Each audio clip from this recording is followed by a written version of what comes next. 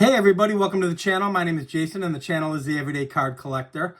In today's video, we're going to discuss the Big Four. When I say the Big Four, kind of like the title, I'm talking about the Big Four players from the Golden Era. And this is debatable.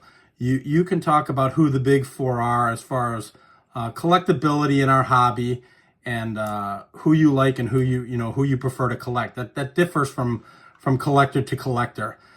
In my case, as far as Golden Era goes, when we're talking 50s and 60s and even into the 70s, the Big Four to me are Mickey Mantle, Hank Aaron, Willie Mays, and Roberto Clemente. Those are the Big Four that I consider the Big Four, those four players. My buddy Orlando from A Collector's Dream did a video about a week and a half ago showing his Hank Aaron run and all that he had for Hank Aaron, and had me thinking. For those of you who follow my channel, I'm a pretty broad collector. I collect Hall of Famers. I collect pre-war, Golden Era, up until modern, and mass-produced / junk wax era. I collect it all.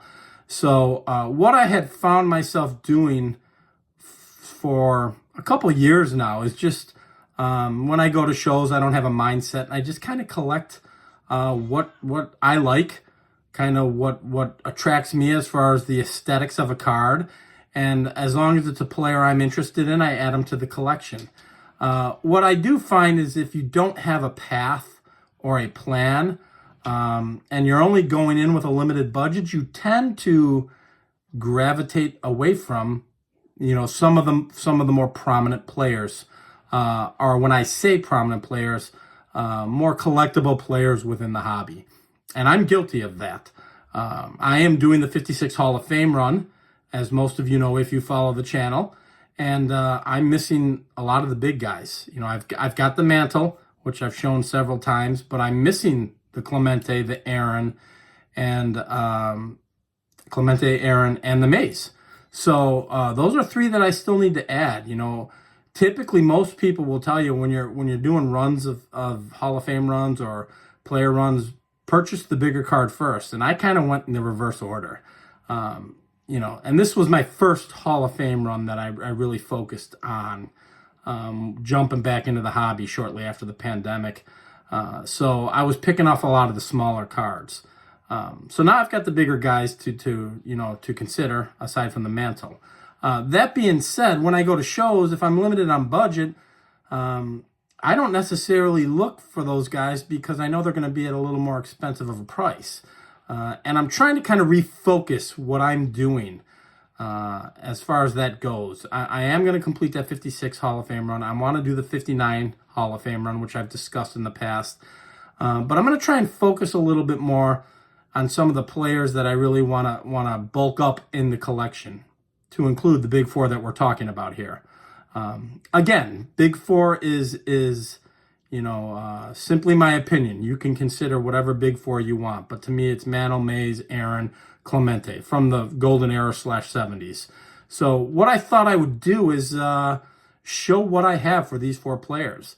And I'm missing quite a bit, and there's quite a bit I want to add for them. So maybe that'll be somewhat of a focus of mine in 2025, not necessarily a main focus, but I may kind of focus a little bit more on what I want to pick up for those players. So I thought it'd be fun to kind of get the camera turned around, show what I have for these four players. I pretty much consider minus one item only playing days items. So I don't, I do have non-playing days items of these particular players. I have magazines and things of that nature, but I'm going to try and focus it to cards / collectible items. Which magazines can be, but I didn't want to drag those out. So I figured I'd show what I have and, how I want to add a little bit more. So we'll get the camera turned around and go through the Big Four. So let's get into it.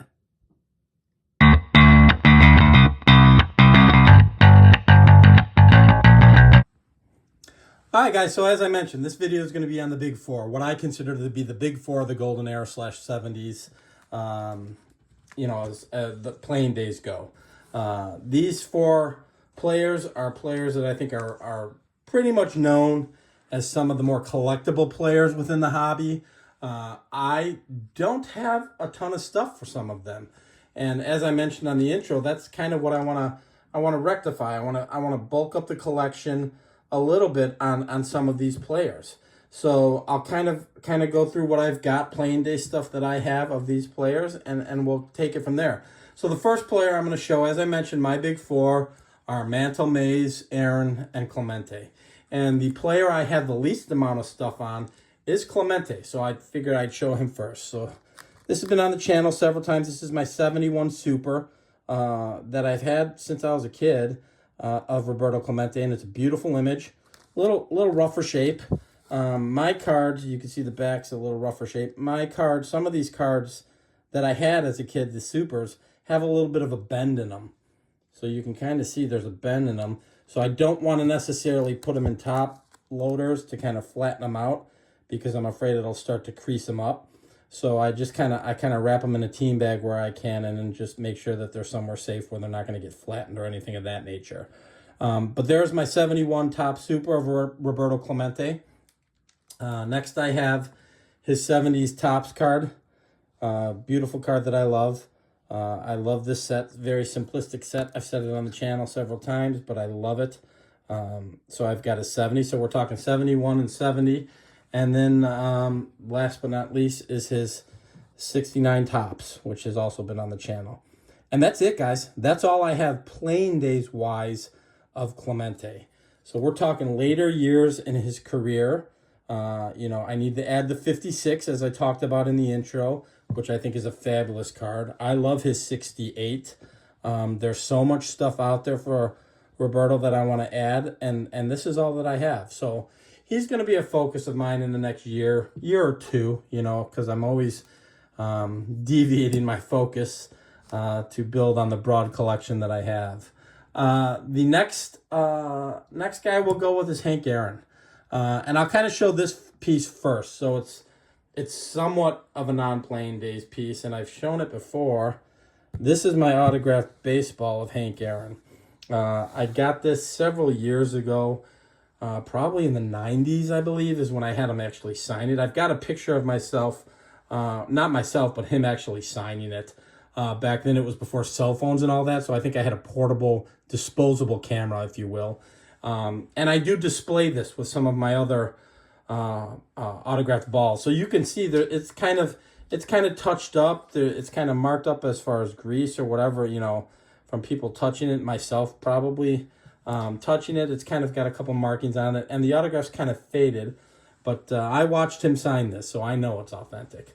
Because I display it, I choose to display it with a non-playing days card, one that's a little more affordable. What better card than the 755th home run anniversary card from Topps? So I went ahead and added that card to this particular display. So that's my first piece, and probably the only quote-unquote non-playing days piece of Hank Aaron, or any of the big four that I'm showing today. I'll kind of rapid fire, guys. Like I said, there's a lot of stuff. Hank is probably the guy I have the most stuff of. So we'll kind of just go quickly here. Some of these cards I had when I was a kid, and just have kept them in the collection, and they're never going to go anywhere. So I've got his 76 Topps, and you can see that's a well-loved card, but still a very cool card.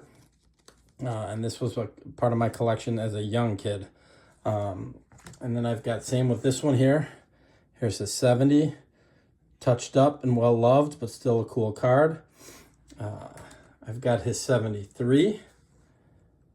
Very cool card. All of these I'm showing you came from my collection as a child. So, I actually have two of his 76. So there we go. There's another one. So those were all part of my childhood collection. Never going to go anywhere. Always going to be part of my collection. This next card is the 59 Fence Busters that I got as a gift from my wife. So I've got Hank and Eddie Matthews. Awesome card.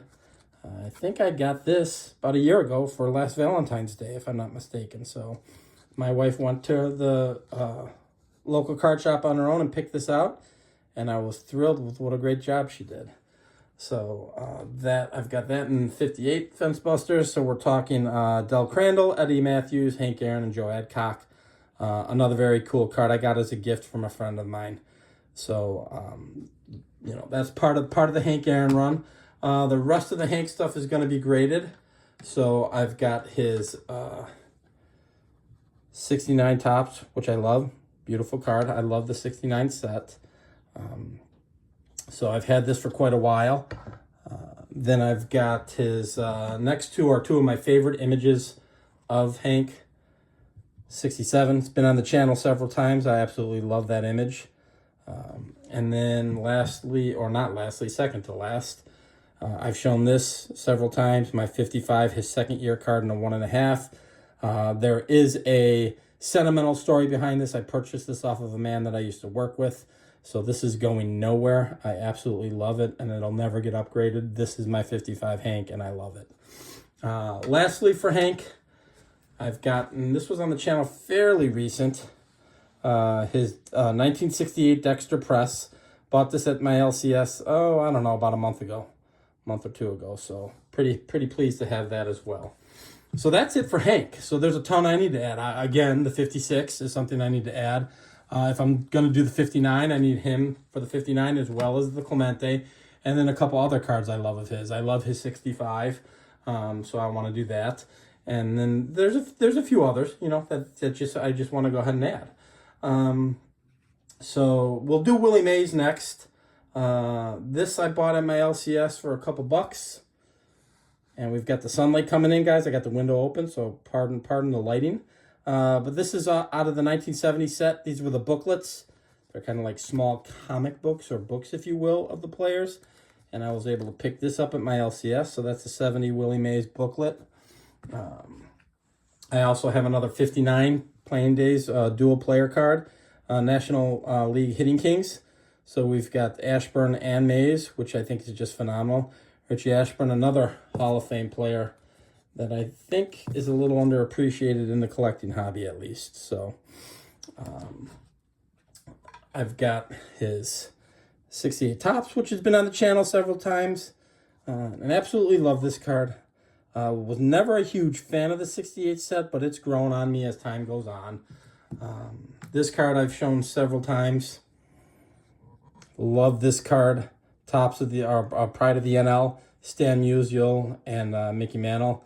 Can't go wrong there. Two legendary players, and absolutely love the card. Bought it ungraded, had it graded, and I got a 5 and was thrilled with that. So we'll put that back there. Then I've also got 71 Super of Willie Mays as a kid, collection that card that I've had as a kid. So again, it's well loved, touched up a little bit, but it's never going to go anywhere because it's part of my childhood collection. So, and a great image, fabulous image. I may someday get a better copy of it, but this is going to stay in the collection forever. And then for all of you who know me, let's see, I might have to adjust the camera a little bit. There's my 64 Aurora Vision Willie Mays, and I love that image. He looks so young in that image. It's just fantastic. So all of you know I'm a huge fan of the Aurora Vision set. I have the complete 64 set, and I need 2 of the varying images from 62 to have every image from 62 to 64. So, again, and that's it for Willie. So I need his 56. There's a ton of Willie that I want. I love his 57. I love his 56. I would love a 52 Bowman. You know, 51 might be stretching my budget a little bit, but down the road, I'd love to invest in a 52 Bowman. There's just a ton of great Willie Mays out there. So, lastly, we got the Mick, right? So, the Mick, I have a few items. And again, we all know that if you're collecting Mickey Mantle, he comes in at a premium within the hobby. So, he's a little pricier. But I do have, I believe this is the 69 checklist, if I'm not mistaken, you know, which I count. And I'm in pretty decent shape, a little smudgy up there in the upper left, but still a great card. Love it. I just purchased another checklist not too long ago I showed on a video of Tony Oliva. This is a beautiful, beautiful card. You know, you can't go wrong with the 58 Tops, World Series batting foes, Hank Aaron and Mick. So I just think that's a wonderful card. So I've got that. We've all seen this, one of my favorite cards in my collection, my 56. Mickey Mantle. This is kind of, once I purchased this card, kind of got me into the mindset of collecting the 56 Hall of Fame run, because he was the biggest card in that set. Now Jackie's gone up a little bit, so Jackie's right behind him, and I need the Jackie, and then I still need the Mickey, or I'm sorry, the Willie Mays, the Hank Aaron, the Clemente. So a lot of the big hitters I still need. But hopefully I'm going to knock this project out by the end of this year. So the 56 Hall of Fame run, I am hoping will be complete by the end of 2025. And hopefully, you know, midway through the year, I can be able to show a video with all of them. And then again, I always save them for last because I love them so much. Lastly, I've got his 64 Aurora Vision, which is just a beautiful image. I absolutely love it. All of my Aurora Visions, as you know, if you follow the channel, are unpunched. That was part of my prerequisite for collecting the actual set. There's 16 in the 64 set. I think there's 8 in the 62 set with 3 image variations. And I have the image variation of one of the players, and it happens to be Mickey. So there's his 62 Aurora Vision test, if you will, or image variation. And I absolutely love that image. Again, oops, knocking Hank back. Again, unpunched. So you can see that you know, that's a record in pretty decent shape. So I'm pretty pleased about that. But that's my collection of the big four, guys. So there's, you know, I'm very proud of what I have.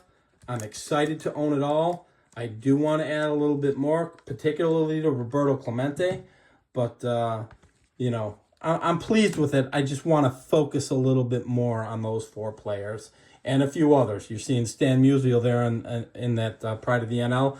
I want to add a few more Stan to the collection as well. So when you want everything, you kind of have to focus a little bit. So I'm really trying hard this year to do a little bit more focusing. As you guys know, I'm in savings mode for Strongsville. And the funny thing is, maybe some of those 56 cards will come into play, but I am focusing on one big card, which is none of these players. But so, you know, I'm trying to kind of, you know, I am a broad collector, so I'm trying to rein it in and focus in a little bit more on particular players. But I hope you guys enjoyed this. I just wanted to show what I consider the big 4 of the golden era, show what I have of them. You know, some of it's affordable, some of it's a little bit more pricey, but for the most part, the way I collect, I think the average collector is going to be able to purchase most of what I have here already. So just good fun stuff, and now it's time to kind of focus in a little bit more and hopefully pick up some more other stuff, maybe a little bit earlier stuff, and cards that I really enjoy, aesthetics of the card. So again, I hope you guys enjoyed this. If you like and enjoy this kind of content, please feel free to like and subscribe. And until the next video, we'll talk then. Thanks for jumping on, everybody. Bye-bye.